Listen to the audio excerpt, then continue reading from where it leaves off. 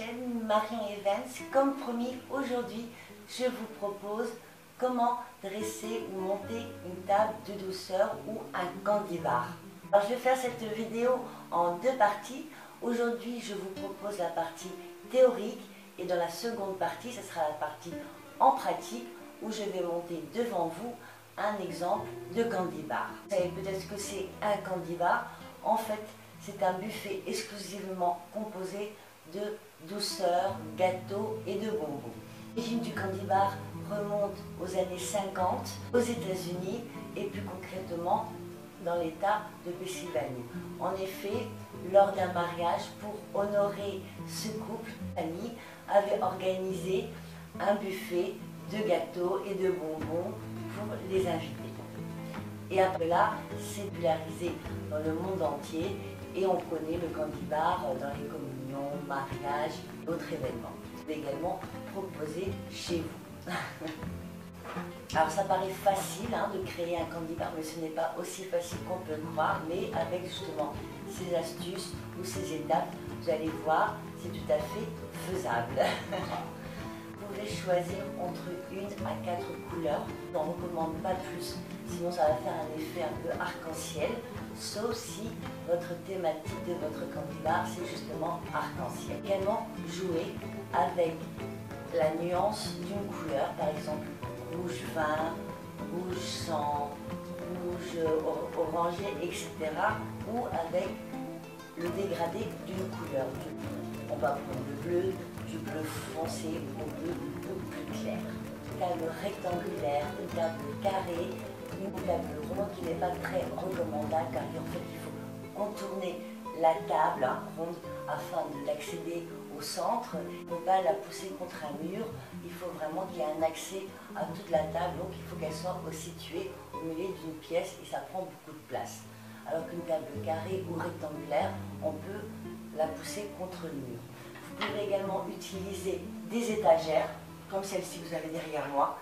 De nos jours, il existe beaucoup de sites qui louent les chariots en bois, les autres meubles que vous pouvez utiliser pour votre candy bar. Le croquis va vous permettre à savoir ce qui vous manque sur votre candy bar et comment disposer également les sucreries ou les bonbons et même les supports. Et cela va vous aider et pas acheter en trop aussi bien les friandises que les plats utilisés.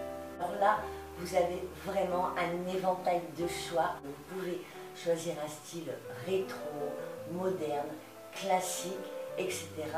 Ou même vous pouvez choisir un thème. Alors thème pareil, il y en a tellement, par exemple le licorne qui est très à la mode, ou même le printemps, ou même la plage, etc. C'est à votre choix.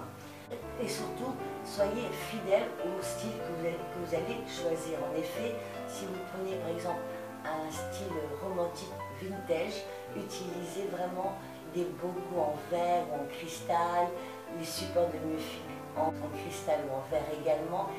Utilisez aussi des napperons ou nappes. Et pour vous donner un autre exemple, pour une table moderne, vous pouvez utiliser des assiettes rectangulaires ou carrées, ou même proposer une tarte carrée. Vous devez garder une harmonie sur votre table de douceur au niveau du style.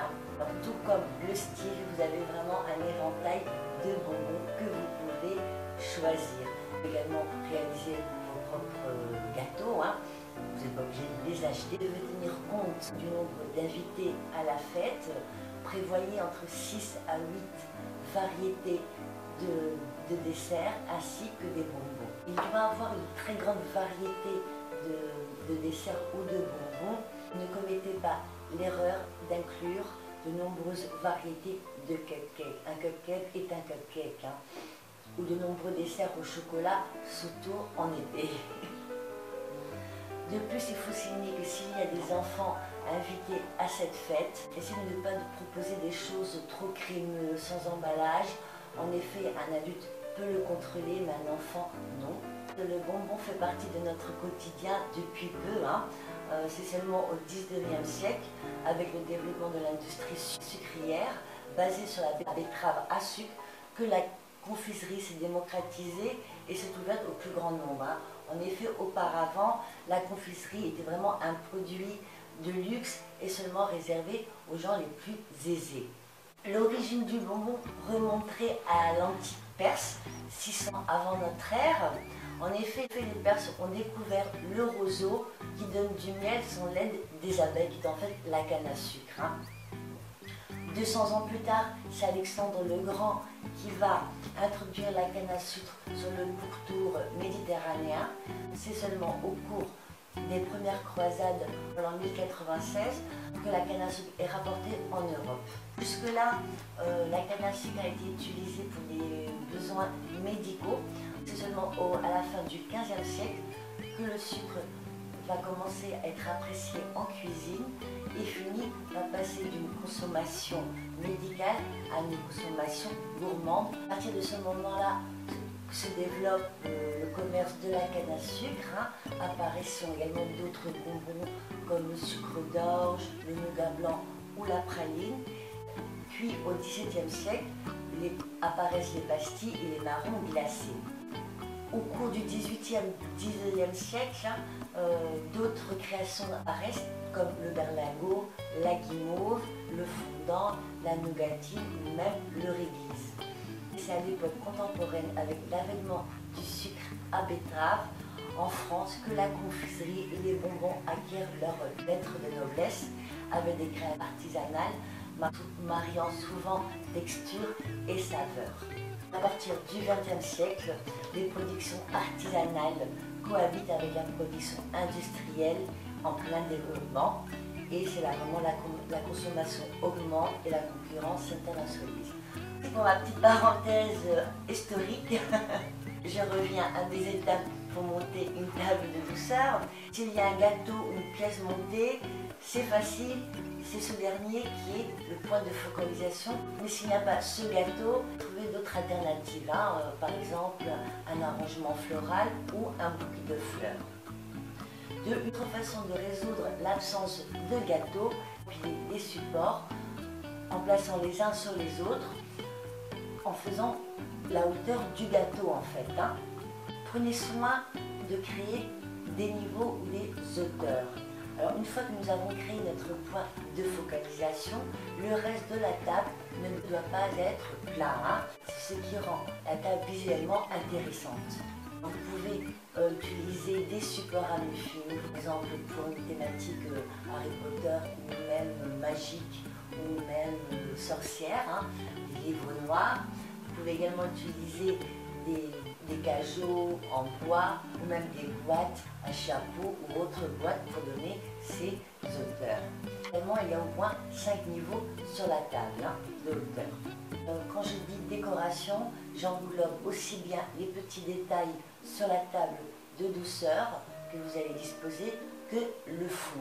Alors vous allez voir dans la deuxième vidéo que j'utilise une structure que j'ai achetée à Casa qui va me permettre de suspendre mes décorations.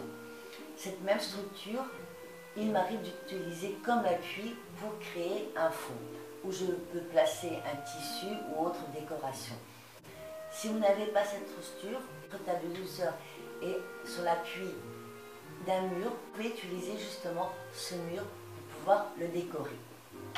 Alors vous pouvez étiqueter autant de douceur de gâteaux que vous le souhaitez. D'autant plus qu'on peut trouver vraiment toutes sortes d'étiquettes dans les commerces de décoration. Les petites ardoises qu'on peut enfoncer, les autres petites ardoises qu'on pose directement sur la table. Vous pouvez également utiliser des petits drapeaux ou les faire vous-même en allant sur Google. Vous pouvez les imprimer et trouver vraiment ce que vous avez besoin pour votre arbre de douceur. Je vous conseille d'étiqueter vraiment ce qui crée de la confusion. Un cookie reste un cookie. Et de plus, si vous avez des idées amusantes de noms de gâteaux qui complètent le thème ou le style de votre candy bar, utilisez-les. Voilà, alors nous avons terminé pour notre première partie, la partie théorique de comment dresser une table de douceur. La table de douceur au candy bar est exposée soit lors du cocktail ou du vin d'honneur, soit après la pièce montée dans le cas d'un mariage. Moi personnellement, je préfère quand le candy bar est présenté dès l'arrivée des convives sur le lieu de la fête.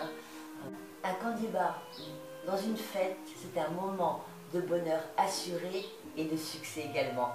Vous savez ce qu'il reste à faire, petit pouce en l'air, commentaire, abonnez-vous sur ma chaîne, partagez mes vidéos. Je vous dis peut-être à tout à l'heure, au revoir.